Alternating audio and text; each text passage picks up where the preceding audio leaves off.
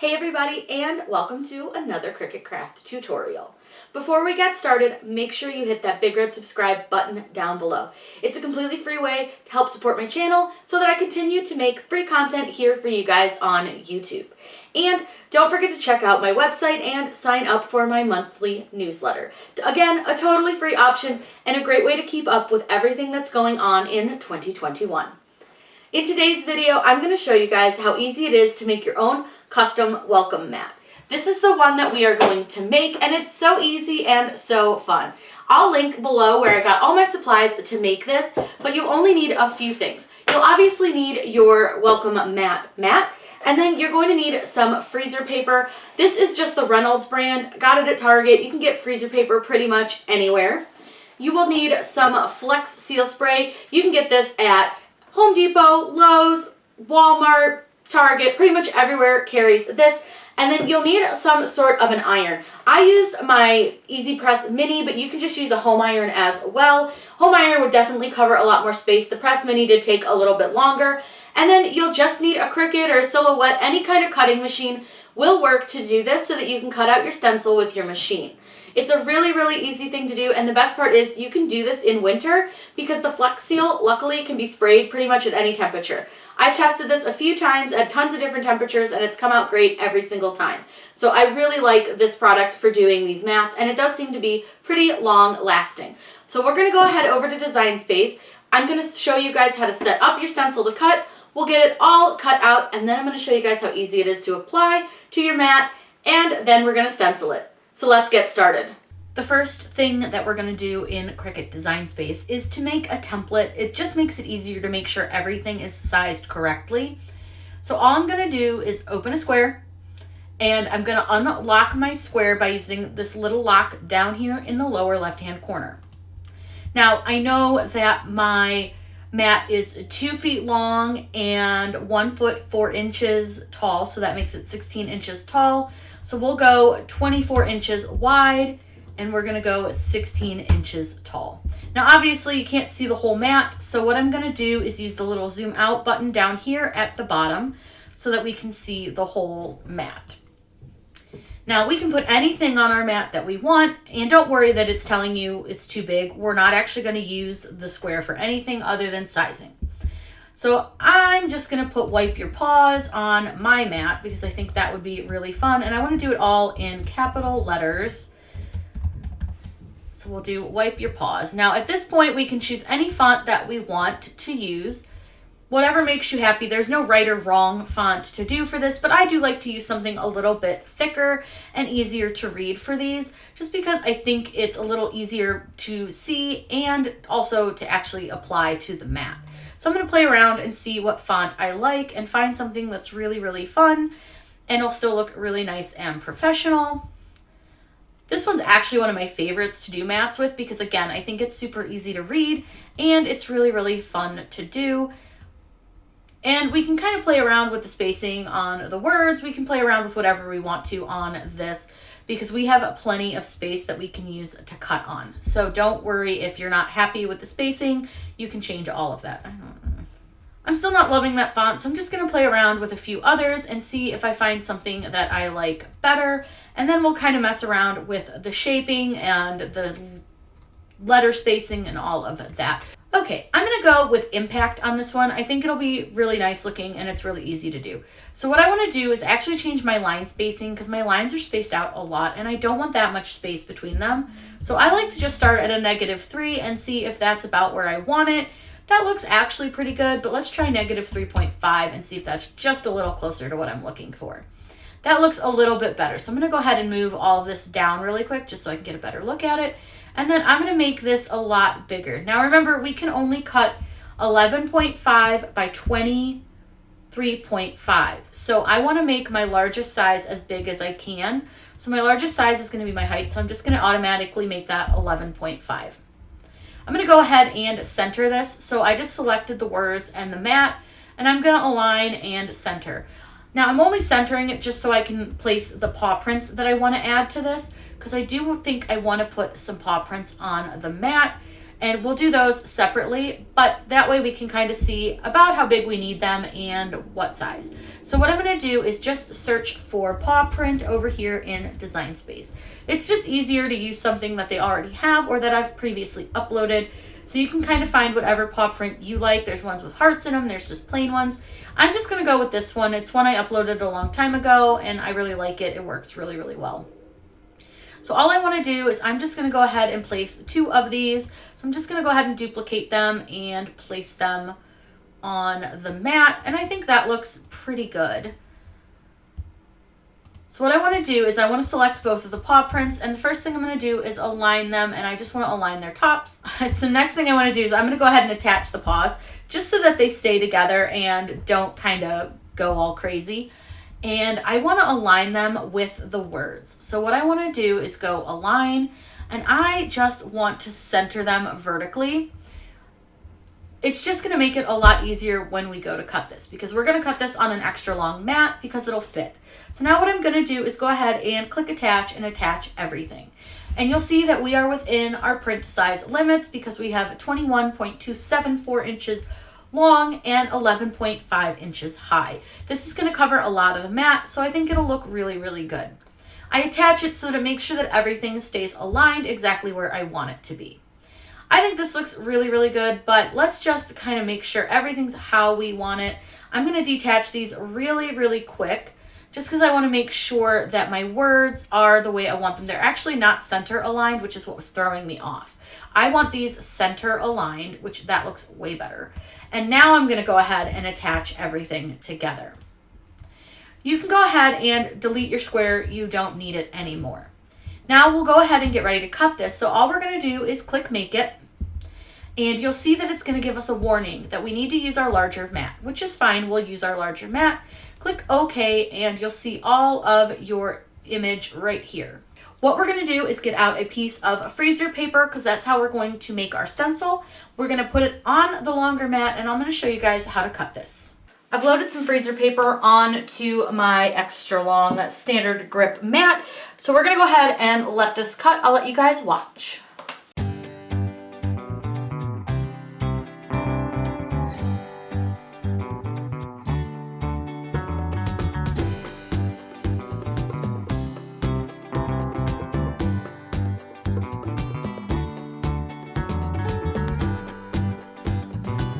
Once it's done cutting, you can weed this a couple different ways, but you want to make sure that you don't lose out on any of the centers of your letters because that's a super important part because we're going to need to pin those back down.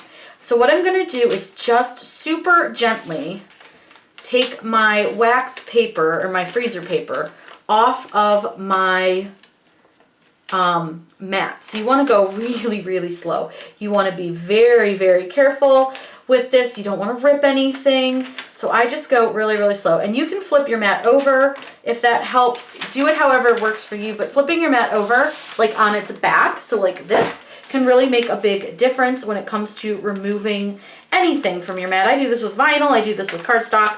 So you just want to go really slow. And again, if you just make sure you don't remove any of those letters, the centers of the letters. You want to make sure you keep those. Now, like with the S, there's kind of a funky spot. It isn't coming off. So what I'm going to do is I'm going to get my X-Acto knife out, which is how I cut my freezer paper to begin with.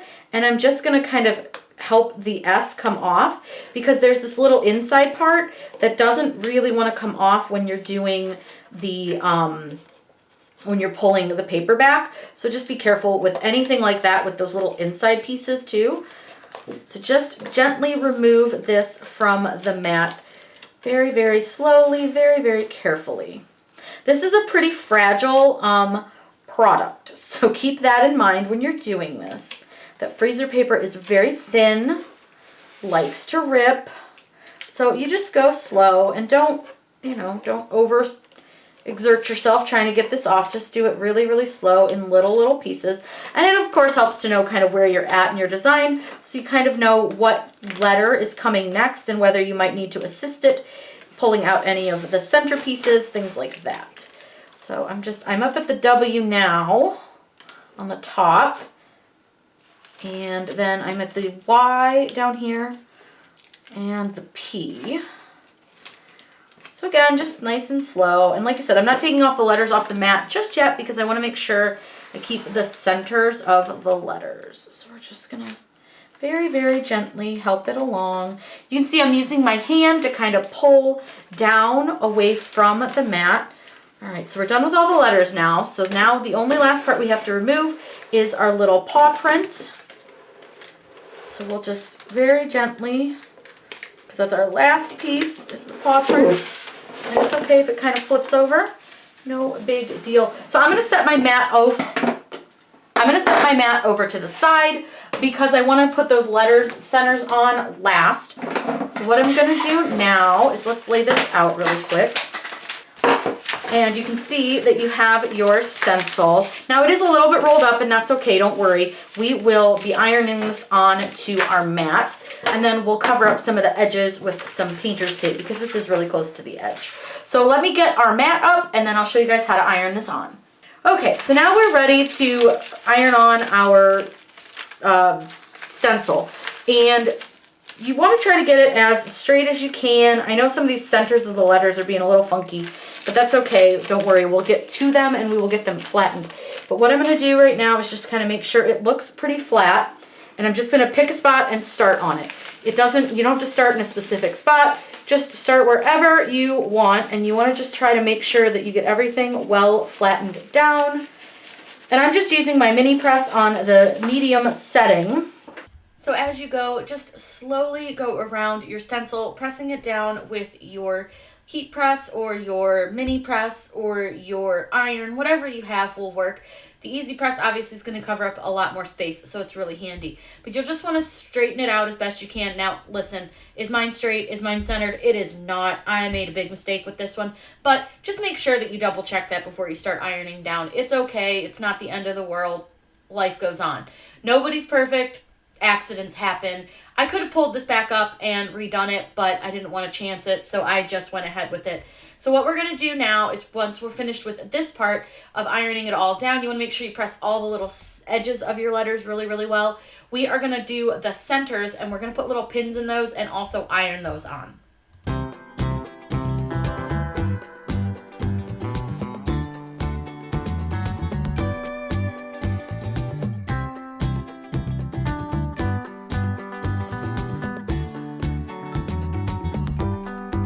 So what I'm going to do now is I've got a couple centers of the letters that I need to get back off of the mat here. So I'm just going to use my X-Acto knife for this.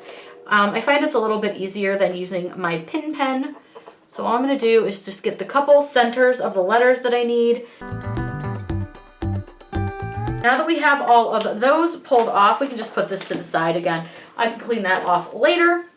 So now what I want to do is line up my middles of my letters to where I want them. And again, this is like not easy because this is not a flat piece of mat. And then I'm just going to take my iron and place it on there. And that's just going to help hold it down. Again, this is not, it's not like HTV where it's going to be held down forever. So I'm going to add a pin just to help hold that in.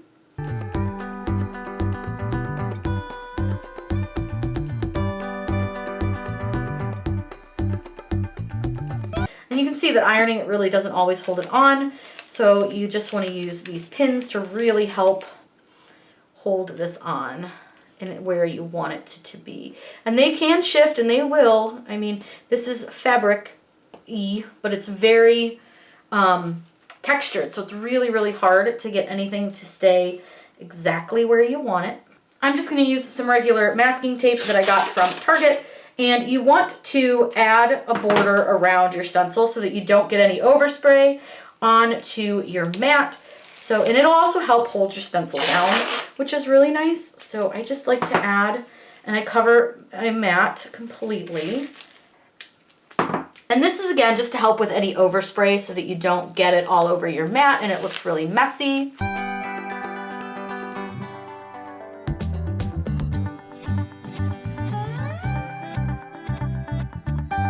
Be sure that you use this outside, so don't spray this in a room or anything. And we're just using Flex Seal. Now, they do recommend wearing gloves. That is always a recommendation for me. Doing this in a well-ventilated area as well. Now, again, My mat is not straight, so it's fine. Mistakes happen. But what you're going to want to do is you want to spray this from the top. So you don't want to spray this sideways. You want to spray it directly straight down. Make sure that you give the can a really, really good quality shake. And then you see I spray directly straight down. You want to give it a really good coat and make sure that it's well coated, but you just want to make sure that you're spraying straight down onto the mat and not from a side angle. If you go from a side angle, it's more than likely going to bleed and make a mess. So you want to go straight down while shaking the can as you go, just to make sure that it stays and works really, really well. This is an easy product to work with, but again, make sure you're wearing gloves, well-ventilated area, so do this outside if possible, and make sure to spray directly from the top. Once you're done spraying, allow it to sit for a few minutes and dry just a little bit before removing your stencil. Then continue to wear your gloves and take your stencil off. It's really easy to do. Now you can use tweezers or pliers or something to help you pull off the centers, but because I have gloves on, I just used my hands. Just be careful not to smudge the centers onto your mat. But again, this is a great reason to wear gloves. And remember, you do have pins in there, so try to be safe when holding on to those pins. This again was done on like a 20-degree day and it came out perfect. And you can see it's a little bit windy, so definitely keep that in mind when you're getting ready to spray. Make sure you throw out all of your pins and your letter centers so you don't make a mess. And now your mat's all done. Make sure that you let this dry 24 to 48 hours. And again, remember, I said it wasn't going to be perfect. You can see that the middle of the P shifted a little bit funny, and that's okay, it happens. And the W's shifted a little bit too, but it's still really cute and really fun. This was a really, really fun mat to make, and I really enjoyed myself. If you guys have any questions, please let me know in the comments down below. I'm always happy to answer your questions for you. And I want you guys to try these awesome tutorials and crafts. If you make anything from any of my tutorials, make sure to tag me, especially on Instagram. I'm Corinne_Blackstone Crafts, and I would love to see what you make. I'm going to start featuring different makers each week with the crafts that you guys have made for my tutorials. So be sure to tag me. I hope you all have a wonderful day and happy crafting.